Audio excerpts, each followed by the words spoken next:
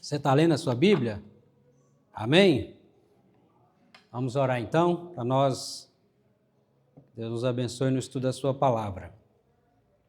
Deus querido, Deus maravilhoso, obrigado pelo privilégio que o Senhor nos dá de podermos levantar com saúde, abençoados por Ti, por estarmos aqui na Escola Bíblica Dominical, para crescermos, ó Deus. Nós queremos crescer na graça e no conhecimento do nosso Senhor e Salvador Jesus. Que esse seja o desejo de toda a Tua igreja, de todo o Teu povo, ó Pai.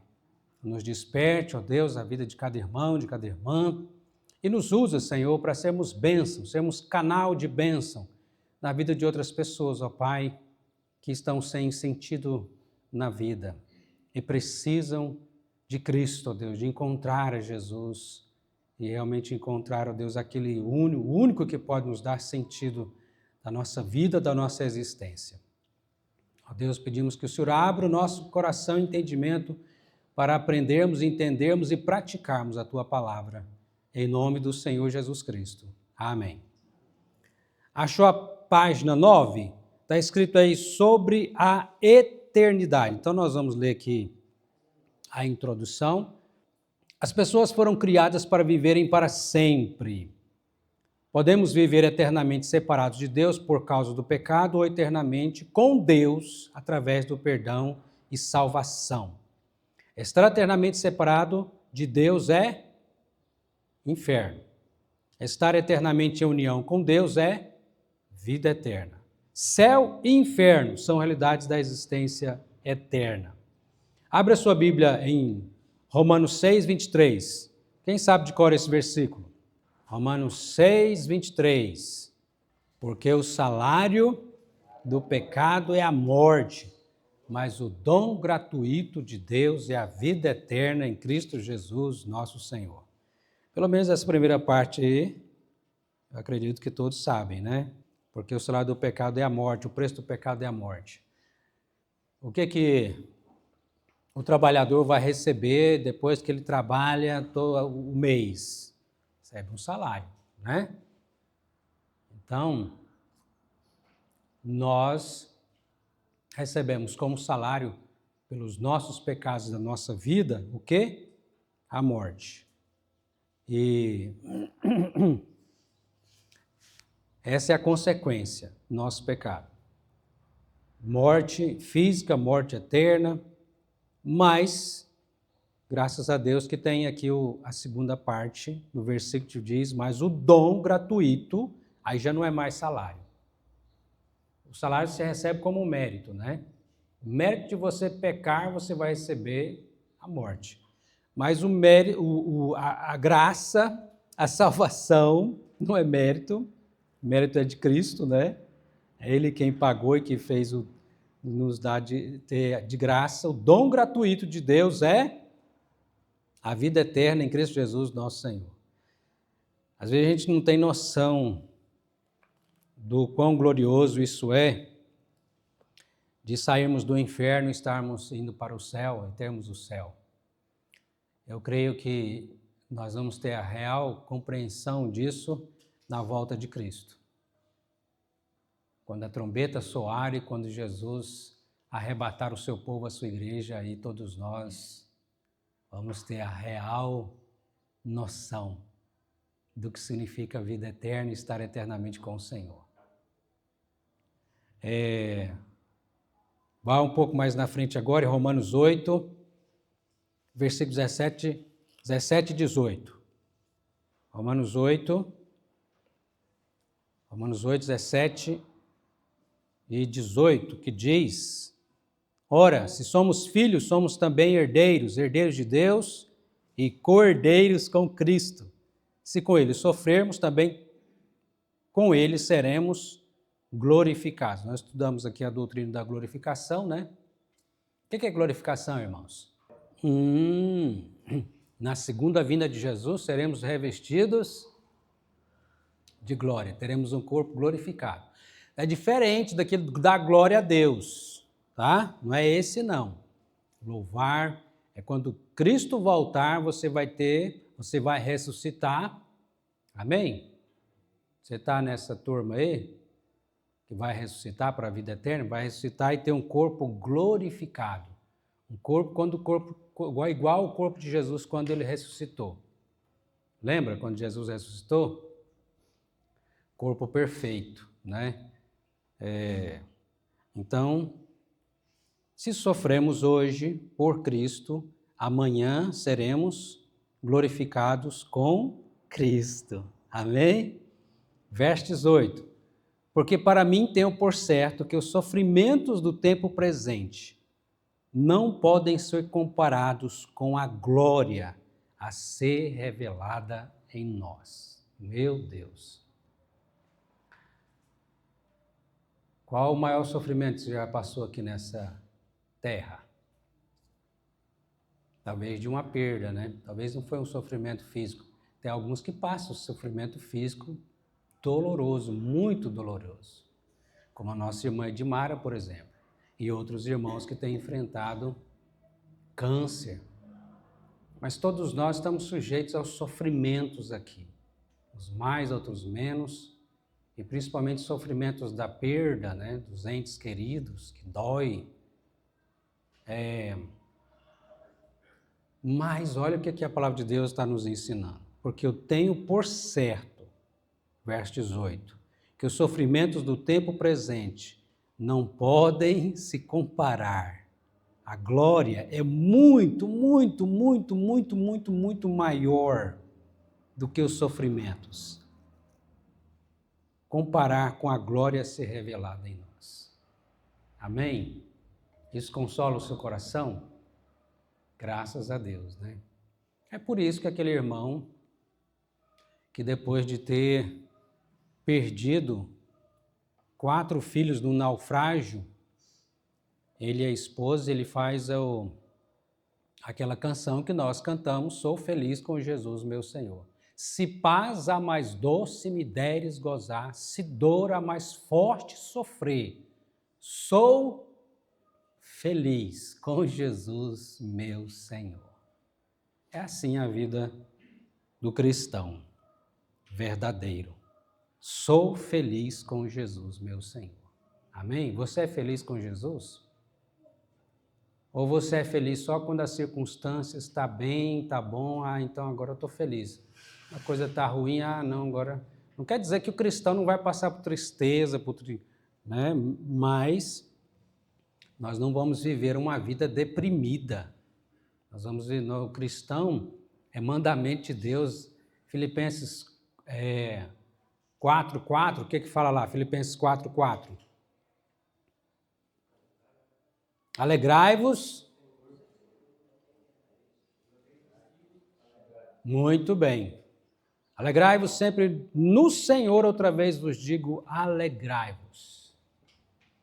Então esse é o mandamento de Deus para nós e o Senhor nos dá essa graça, né? Porque conhecendo quem é Deus e o que Ele fez por você, não tem como você não se alegrar. É incoerente eu viver uma vida deprimida, tristonho, murmurando, reclamando. Não. Conhecendo quem é Deus e o que Ele fez por mim, não tem como eu não me alegrar. Né? Se as pessoas se alegram com uma bobagem, que para muitos até sofre, chora e coisa, né?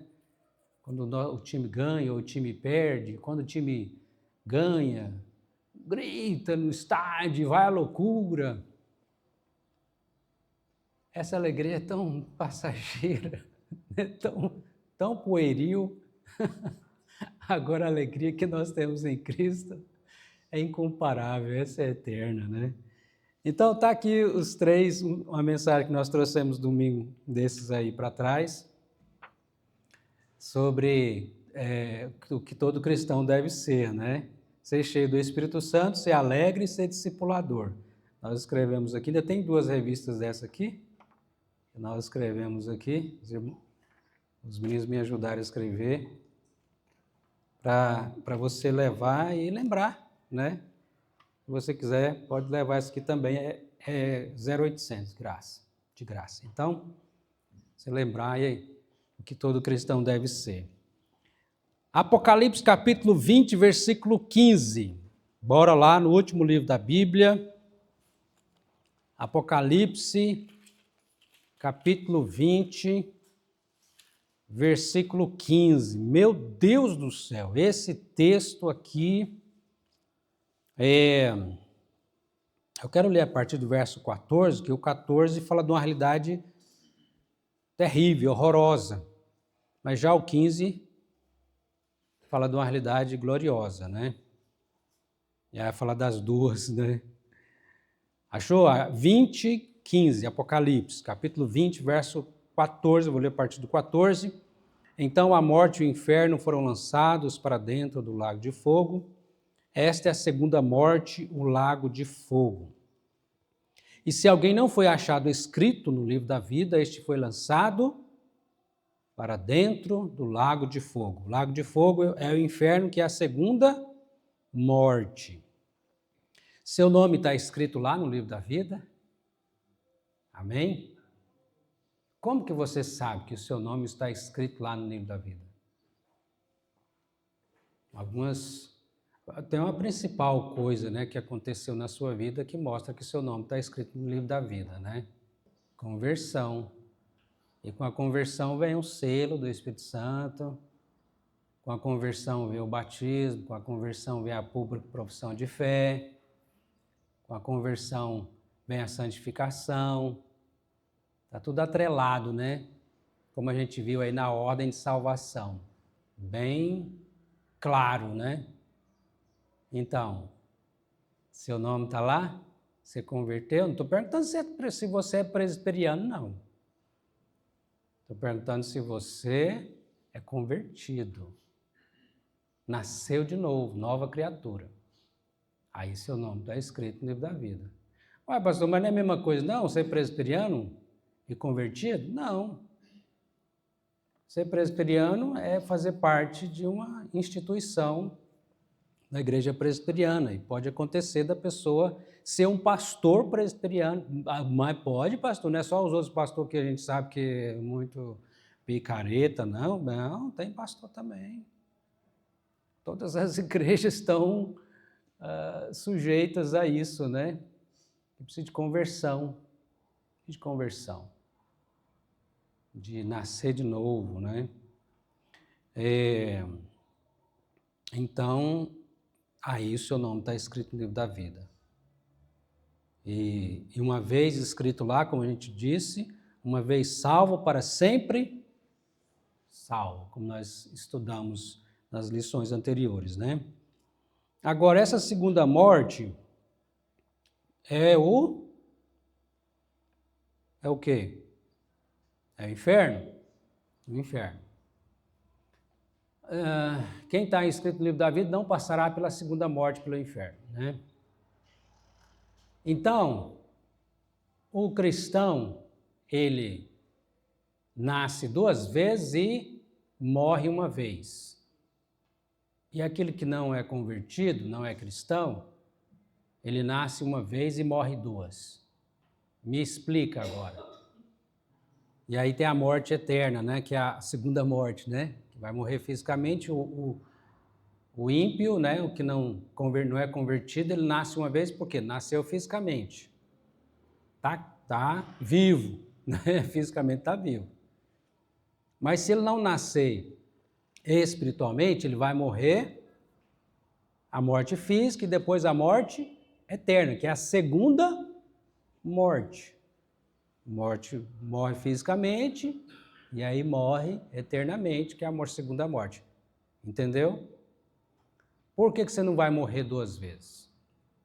Você vai morrer uma vez só se Jesus não voltar antes, né? Porque você nasceu fisicamente, mas você também nasceu espiritualmente. O novo nascimento. Você passou pelo novo nascimento, nascimento espiritual. Aí, se Jesus não voltar antes, nós vamos passar pela morte física, mas não pela morte eterna, que é a segunda morte, que é o que nós lemos aqui em Apocalipse 20, 15, 14, né? Segunda morte. Compreendeu? Consegue agora explicar sobre essas duas mortes aí. Então, é maravilhoso, irmãos, sabermos que nós temos a vida eterna. Louvado seja Deus. Vamos lá em 1 Coríntios, capítulo 2. 1 Coríntios, está escrito em aí, mas você corrige aí, coloca o número 1, 1 Coríntios, capítulo 2, versículo 7 e versículo 7 a 9, né? 7, 8, 9. 1 Coríntios 2, 7 a 9 diz: mas falamos a sabedoria de Deus em mistério, outrora oculta, a qual Deus preordenou desde a eternidade para a nossa glória. Meu Deus do céu, a qual Deus preordenou desde a eternidade para a nossa glória.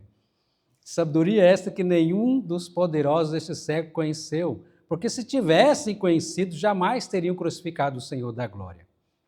Verso 9. Mas como está escrito, nem olhos viram, nem ouvidos ouviram, nem jamais penetrou em coração humano o que Deus tem preparado para aqueles que o amam. Você ama o Senhor? Você ama Jesus? Você já falou para Ele isso hoje, ou essa semana? Disse, Senhor, eu te amo. Senhor, eu te amo. Nós precisamos aprender a dizer isso, né, para o nosso Senhor e Salvador. O Senhor tem preparado para aqueles que o amam. Porque nós amamos, porque Ele nos amou primeiro. Muito bem. É o que diz 1 João, né? Nós amamos porque Ele nos amou primeiro. Pergunta para você. Esse planeta, essa terra que nós vivemos, né? Todo esse universo que nós vivemos, o universo também com as suas galáxias que a gente pode conhecer hoje também, aí através da tecnologia que Deus concedeu ao homem, né, para mostrar as fotos magníficas, mas mesmo que a gente não ficar só pelas estrelas que a gente consegue ver a olho nu, já a Terra já nos enche os olhos também, toda a criação de Deus. É bonito, gente? Você gosta desse planeta Terra, apesar das mazelas que o homem faz, né? É bonito ou não é? É bonito as cachoeiras, os rios, os mares, as matas, né? Os peixes, onde vindo que eu diga, né? Principalmente quando pega aqueles mutreco grande, fica todo orgulhoso, né? Quantos aqui já tiveram a oportunidade de ir no mar? Quem não teve a oportunidade de ir no mar? Levanta a mão aí, na praia. Vocês precisam de ir lá? Você já foi? Também não? Se Deus der essa oportunidade, aproveita, viu? Vocês foram, né? É bonito ou não é? É um negócio fascinante. Você fica, gente, como é que esse tanto de água não vem para cá, ele acaba ali, para ali na praia ali. As ondas vêm, tá? Aí, e fica esse movimento toda a vida, né? O mar não cansa de fazer esse movimento. Mas aquele mundaréu de água, meu Deus do céu. Como? À noite também, as mudanças, né, da lua. E você vê, por exemplo, das coisas também, uma das coisas mais bonitas que a gente viu nas Olimpíadas foi lá os surfistas, né, naquelas ondas, fazendo toda aquela acrobacias, como é que é? As manobras, né? Coisa muito, juntou o mar e o homem lá aproveitando, coisa maravilhosa, né?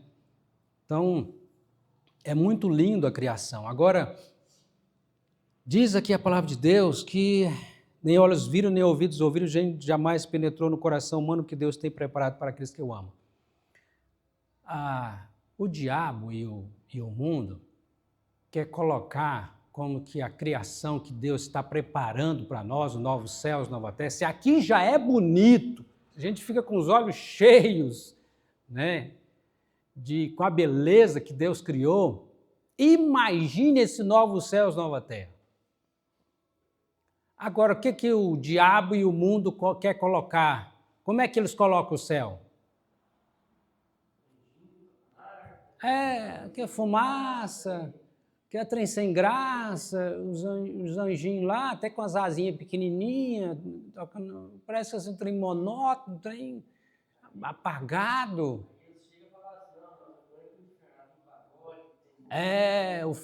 O inferno é que é gostoso, que o negócio tem movimento, tem no céu lá, aí o Deus está lá, o Pai está lá, o barbudão, né? O senhor barbudão, velho, nada contra os velhos, mas tá vendo como é que é? E o que a Bíblia fala? Nem olhos viram, nem ouvidos ouviram, nem jamais penetrou em coração humano que Deus tem preparado para aqueles que o amam. E você tem um vislumbre, né? Como diz a própria Apocalipse, um vislumbre dessa glória que é extraordinário. Então, cuidado para você não cair nas ilusões do mundo, né? E do diabo. O diabo quer levar as pessoas para onde? Para o céu ou para o inferno? Agora, outra coisa também que as pessoas pensam errado também é sobre o inferno, né? O inferno é a casa do diabo? O que vocês acham? É ele que manda lá? Outro engano, né? Gente, já pensou? Uai, se o inferno for aqui, né? Nossa, tá doido, uai, né? É claro que tem muitas coisas aqui infernais. É terrível. Pecado, maldade, né? Junta o homem no seu pecado, o diabo, os demônios, mas é uma ilusão, né? Porque a gente vê muito também, graças a Deus, há mais da bondade e da misericórdia de Deus no mundo, porque a própria Bíblia diz, onde abundou o pecado,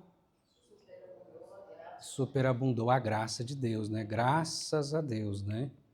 Apesar de toda a maldade dos seres humanos, juntamente com o diabo, Deus tem nos abençoado muitíssimo, né? O mundo está cheio da bondade de Deus, da graça de Deus, sobre todos os seres humanos, sejam bons ou maus. Mas, e aí? O diabo a casa do inferno é o diabo? A casa do diabo é o inferno? É ele que tem a chave lá da casa dele? Como é que é? Diz a Bíblia que quem é que tem a chave do inferno? Deus, né? Jesus tem a chave do inferno. Então, é uma prisão. Em primeiro lugar, para entender, né? Não é casa de ninguém, é prisão. E, então, outra coisa, o diabo já está no inferno? Ainda não. Ele irá para lá com todos os demônios e todos aqueles que não creram em Jesus Cristo como Senhor e Salvador. O diabo está onde, então? Está preso, né? O Satanás está preso, os demônios estão soltos aí, né? No sentido de que preso... pastor, se ele está preso, como é que tem tanta maldade, tanta coisa do diabo aí no mundo? É porque é tipo um cachorro que está preso numa corrente. Ele tem um limite de atuação, está sob o controle de Deus. Vai chegar perto da vinda de Jesus Cristo, a grande tribulação, já ouviu falar sobre esse negócio? Grande tribulação, aí ele será solto, por isso que virá a grande tribulação. Aí a perseguição aos cristãos não vai ser aqui, acolá, que é a coisa que acontece já. Irmãos nossos em países onde a perseguição é terrível, mata, persegue, prende os cristãos, né? Mas na grande tribulação, aí a perseguição será geral. Não vai haver lugar no planeta onde o cristão não vai ser perseguido. Terrivelmente. A grande tribulação, né? Mas aí, quando parece que está tudo acabado, Cristo volta e arrebata a sua igreja, né? Dando vitória ao seu povo, porque o livro de Apocalipse é para dizer o quê? Qual que é o tema principal do livro do Apocalipse? A vitória de Cristo e da igreja sobre Satanás e seus aliados. Quais são os aliados do Satanás? A besta e o falso profeta. O que é a besta? É o mundo. Se contra Deus. E o falso profeta são as falsas religiões. Então, a vitória de Cristo e da igreja sobre Satanás e seus aliados. Esse é o tema principal do Apocalipse. Então, aí sim ele será lançado. E quem é que mais vai sofrer no inferno? O principal dos pecadores, né? Quem é o principal dos pecadores? Satanás. Então ele não está lá, como as pessoas pensam, a casa dele, ele está curtindo o inferno com espetão. Já viu o Satanászinho? Com espeto, e tem o caldeirão, e ele chifrudo e rabudo, gostando, achando bom. Não, quem vai mais sofrer vai ser ele. Quando será lançado lá no lago de fogo e enxofre, diz a descrição daí do Apocalipse, né?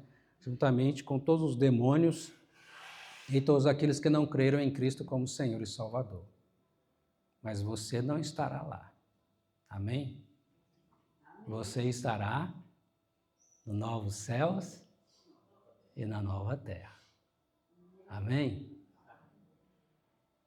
Isso é bom, não é, irmãos? É bom demais, não é não?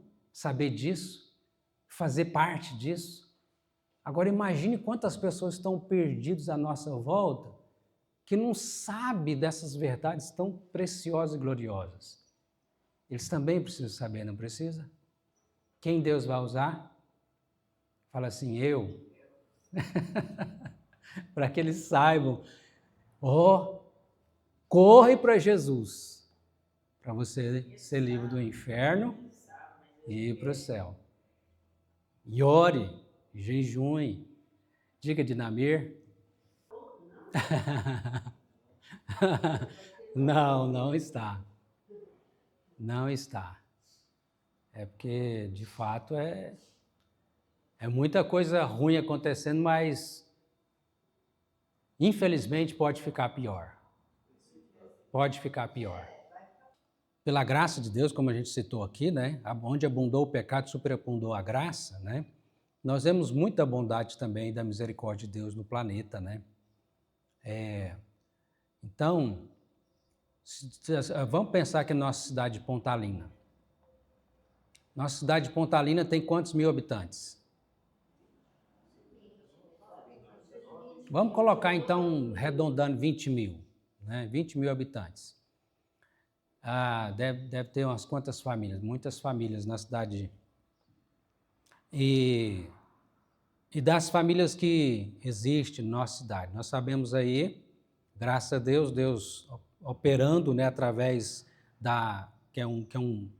é de Deus, foi Deus quem instituiu as autoridades, né, faz parte também do reino de Deus, as autoridades para a justiça, para executar juízo também.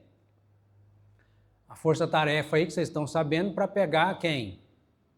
Quem tem maltratado as crianças, né? Mas dentre essas muitas famílias, que tem mais famílias fazendo maldade com as crianças, ou tem mais famílias cuidando, talvez não tão bem como deveria, até porque nem todos estão buscando na igreja e tal, mas tem mais famílias que estão cuidando de seus filhos. Amém? Sim ou não? Então, fazendo um peso, o que tem mais na cidade de Pontalina? Tem muita maldade? Tem. E tem muita gente que será pega, eu espero que sim, nas suas maldades e seja preso. Mas tem mais famílias que estão buscando fazer o que é certo. Amém? Isso é o quê? Graça universal, doutrina da graça universal, a graça de Deus. E até mesmo sobre esses que estão fazendo maldade, ainda há a graça de Deus que pode levá-los ao arrependimento. E a própria justiça é graça de Deus também, né? Sobre essas famílias, né? Então, está percebendo, Dinamir? Que apesar de tanta maldade, também a bondade de Deus, apesar da maldade do homem, a bondade de Deus está presente. Eu só sentia, eu dei um exemplo, né? Mas, por exemplo, a gente pode, por exemplo, tem a guerra da Ucrânia acontecendo, tem a guerra lá, Israel e Palestina acontecendo contra o Hamas, né? Tem países aí sofrendo com ditadores. A gente tem que ter sabedoria para não ser cristão chato, mas também a gente não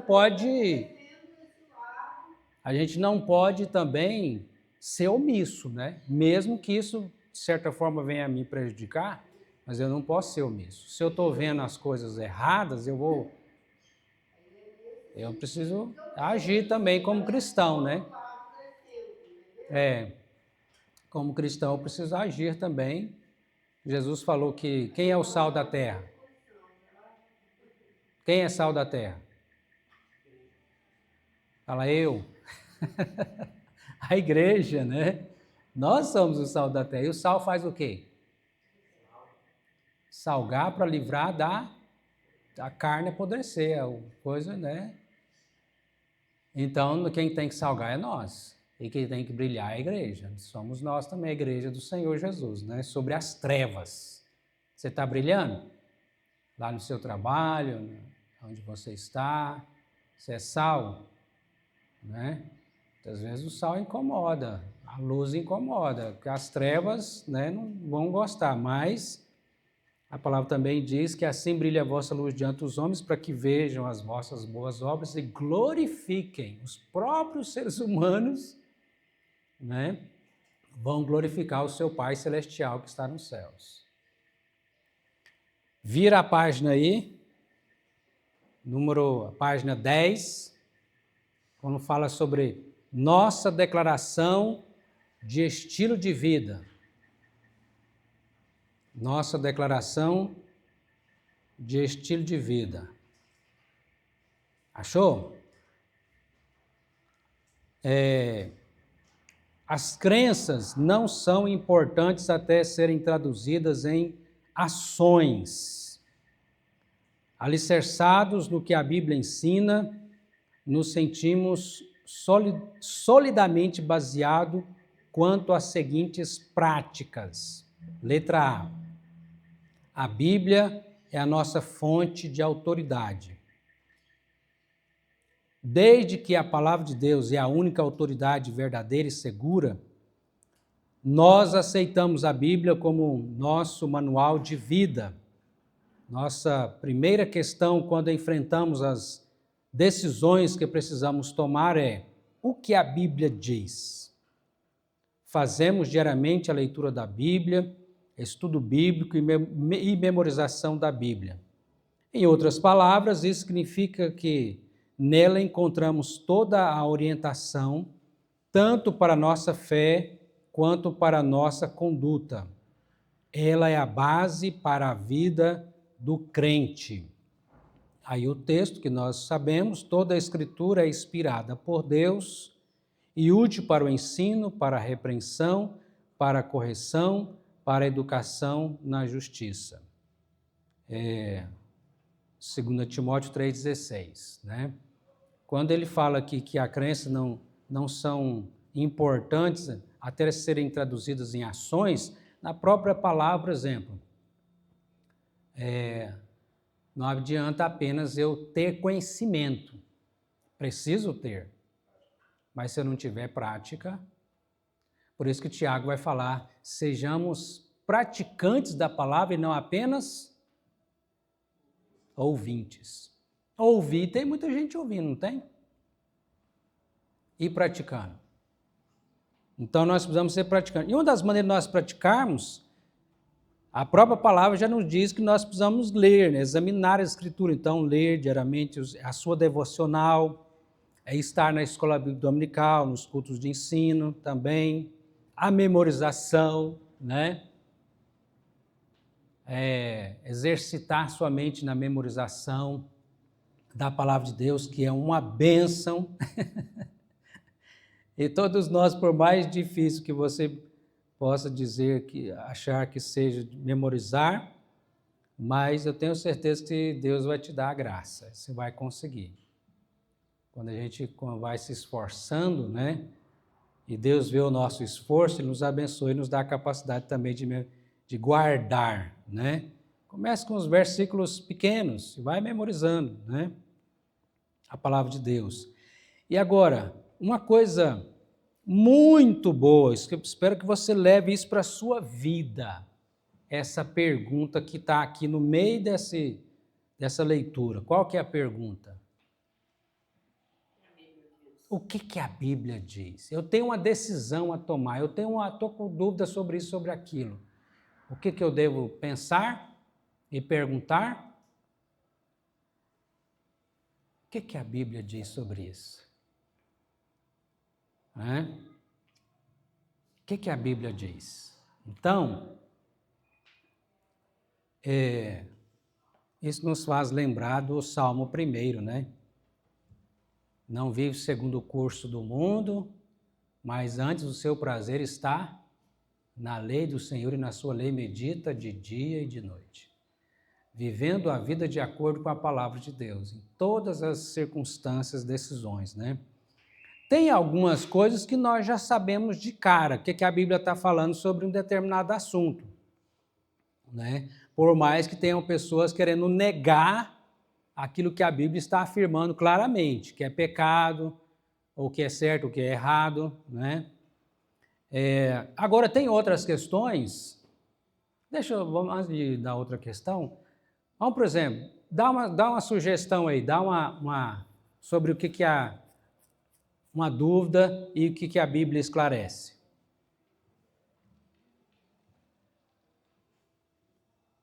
Nós acabamos de ver aqui sobre o céu, né? O que a Bíblia diz sobre o céu? O que a Bíblia diz sobre o inferno? O que a Bíblia diz sobre casamento? Tem sobre isso na Bíblia? O que a Bíblia diz sobre criação de filhos? O que a Bíblia diz sobre marido e mulher? A Bíblia diz sobre a maior doença que tem hoje, que é a ansiedade. O que a Bíblia diz sobre a ansiedade? E assim várias coisas, né? Podemos ficar aqui horas aqui falando sobre o que a Bíblia diz sobre vários assuntos. Agora tem outras coisas que às vezes eu não tenho clareza tanto, mas eu preciso então ver o que a palavra diz e pegar outros conselheiros que vão me ajudar a entender o que a Escritura vai me nortear, porque ele não vai dizer exatamente, é assim, assim, assim. Por exemplo, a Bíblia fala com quem eu vou me casar? Não, você vai casar com fulano ou com fulana, já está escrito aqui. Não está, né? Mas tem o norte, não tem? Tem a direção. O cristão deve casar como? Qualquer pessoa? Qualquer jeito? Não, né? Tem a direção, não tem?